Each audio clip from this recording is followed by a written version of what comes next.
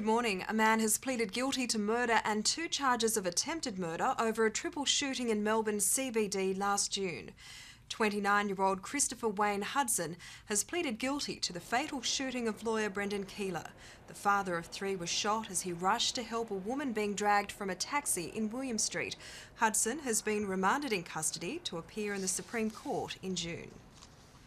Australia's 4th biggest bank, Westpac, has announced plans to merge with St George. If successful, the merger would be the biggest in Australian banking history, making Westpac the nation's dominant home lender with a 25% market share.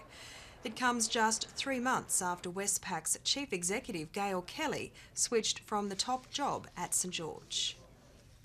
And Manchester United has edged out Chelsea to win the English Premiership for the 2nd year in a row. Both sides were equal on points going into the final round, but Manchester United clinched the title with a 2-0 win over Wigan. Chelsea could only manage a 1-1 draw with Bolton. Taking a look at the weather now, showers in Sydney, Melbourne and Perth today, but it should be mostly fine and sunny around the rest of the nation. There'll be more news at midday.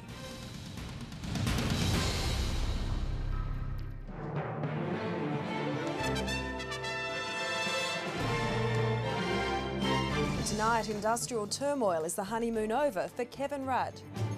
These sorts of fees are backdoor taxes for workers. The Qantas takeover forced through its first stage. Bending the rules yet again to have the flying kangaroo with a Texan accent. Inmate to inspiration, reformed gang leader joins the force. And oh so close, the Mosquitoes fall just short of a major upset.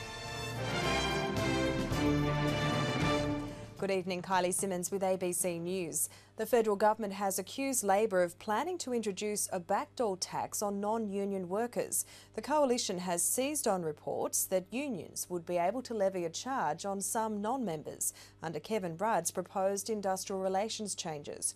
But Labor has hit back, accusing the government of gouging millions of dollars from taxpayers for a propaganda campaign. It was not industrial relations. A 20-year-old man has been arrested after he allegedly ran over and killed a woman on a Central Australian road last night. Police say the woman appears to have been lying on a dirt road near Tea Tree, 190 kilometres north of Alice Springs, when the accident happened. They say the driver took the woman to the town's health clinic just before midnight, but she died. Meanwhile, police have solved part of the mystery of a body found floating in the Adelaide River, southeast of Darwin on Monday. The man was a 66-year-old who lived in the northern Darwin suburb of Nightcliff, but his name hasn't been released.